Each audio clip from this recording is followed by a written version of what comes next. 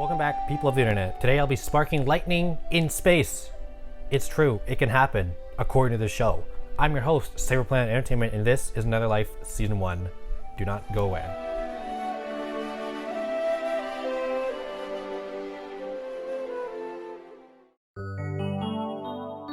Part 1. It was good in the first half, not gonna lie. The first 5 episodes of Another Life, they're pretty good. Katie Sackhoff sits on the main stage, and I was like, wow, this is pretty sick. I actually remember her from the Riddick series. And you don't see anything else? Nothing else. Let me know what you do.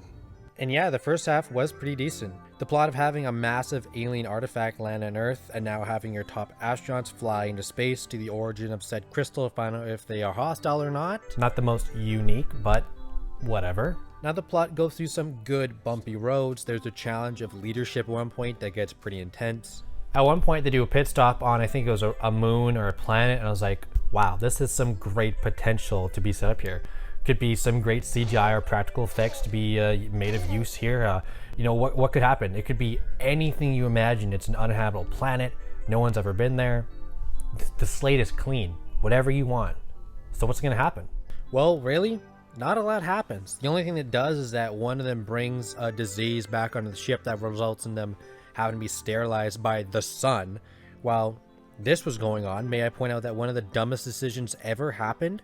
Because one of the doctors, one of the top doctors on board, one of like only 2 or 3 doctors, decides to test out this unpredictable 50-50 vaccine, not too sure, let me test it out, on himself, resulting in his death.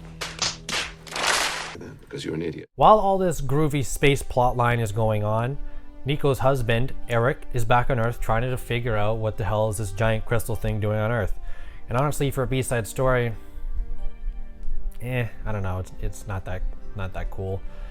I will say the first 1 to 2 episodes were decent, had some potential. Again, that's the theme of the show, but it just falls apart after 2 episodes, like completely. I really don't like this chick because her whole arc is like, I have so many followers, and I have actually so many followers that I literally get the US military to do what I want, including the US presidential fucking dude. I'm not kidding, she literally has power over the president at one point. Eric's daughter is downright annoying because her only line in the entire series is, "Where is mommy? When is mommy coming home from space?" And she says that almost every episode consistently. Back in space though, I believe this is the scene where the series absolutely peaks and then drops off extremely hard. So, what am I talking about? Well, at this point, all the drama is free. There's no drama going on. Everything's good, clean, nice and cool. Nico, the captain, says, well, I'm also going to Soma sleep and sleep the rest of this mission off, so while I wake up, or when I wake up, I'll be at my destination. Cut to big panic, lights going everywhere. Nico's being woken up, being tapped on the glass of the Soma sleep chamber. Nate, Captain, wake up! What's going on? She wakes up. Her crewmate's bleeding. What's going on? Someone's aboard the ship. Crewmate dies. What is going on here? Cut episode. Wow, that was a great ending to an episode. So what's next? I can't wait. So turns out she walks out the door. There's like this cowboy with a harpoon gun from Dead by Daylight standing there. He laughs. He goes to shoot, and it's all a dream. How dare you? Everything was going perfectly. And now, you do this! It is all a dream.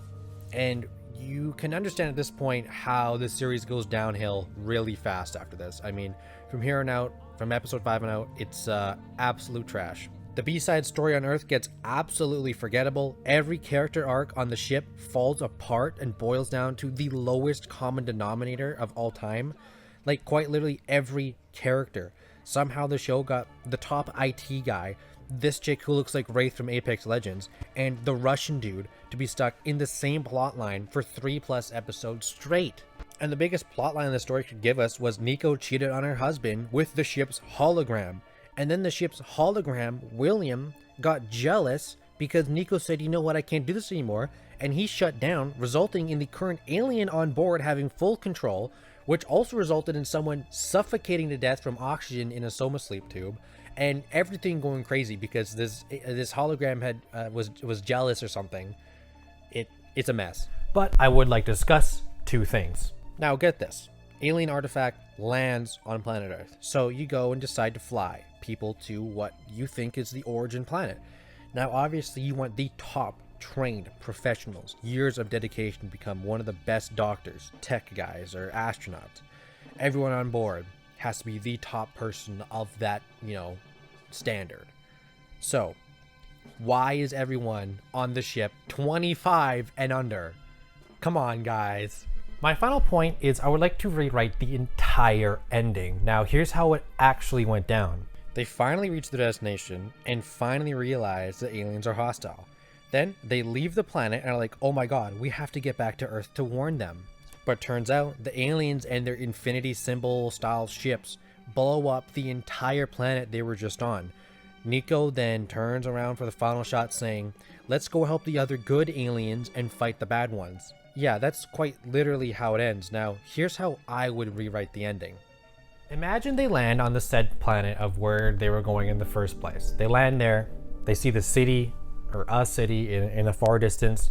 They travel there, they eventually cross that boneyard that they did find with, it's like a graveyard with a bunch of bones. They say, oh look, the city's right there. One of the crew members, probably the least liked or whoever's not going to be on contract for season 2, walks into the city, says, don't worry guys, let's check this out. They're looking over the hill. They watch him die, straight up die. They go back to the ship. They get a message out back to Earth. They need to say, the aliens are hostile. They get the message out back to their husband or president, whoever answers. They say, the aliens are hostile. You gotta, deal with this. But what they don't know is back on Earth, the aliens have already started the takeover. And the president and everyone who was science experimenting in that area have already boarded a ship to leave Earth and fly to where Nico is.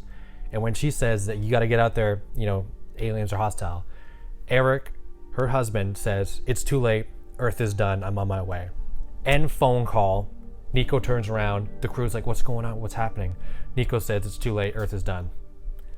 End season 2. Hook me in. You're fucking, that's great. In my opinion, that is a way better ending. Opens up a lot more possibilities for season 2, exploring that planet. I mean, I think that's pretty good. It would just free up a lot more wiggle room for season 2, and overall, in my opinion, would be a better ending. But what do you think? Do you prefer the original? Do you prefer my idea at least? Or what would you have the ending be?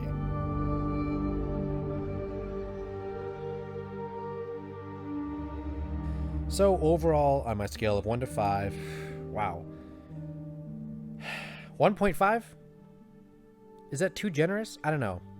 Other than William the AI, there's no redeeming qualities at all about this show. I do like the sound design very well. Yeah, that's quite good. The inside of the ship was designed pretty well, I will admit, but very few good characters, an annoying back half of a plotline, and some scenes that just broke all logic. So that's it. Another Life Season 1 has been shot out into space to spark lightning by itself. Somehow, I don't know, still don't know how that works, but whatever. Season 2 is apparently already greenlit. Netflix says another series is coming. Kinda weird when this got greenlit for season 2, but Dark Crystal Age of Resistance got no'd. How does that work? Nobody knows. But for now, I'm your host, Cypher Planet Entertainment, and hope you enjoyed this review. Peace. Let me know when it's up. It's up, so's up TL. On my go!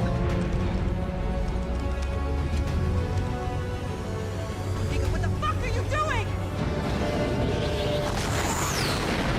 Come on, you motherfucker, don't you tease me. Come on. Thank you for sticking around to the end of the video. If you want to support my channel, make sure to like and subscribe for future videos. I cover all areas of entertainment, from books to movies, TV shows, and games, all the above. And if you're really dedicated, I do have my Patreon links in the description. Anything that's donated to my channel in any way necessary, half of it is going back to charity because it's the least I can do. So hopefully you enjoyed the video and have a great day. Peace.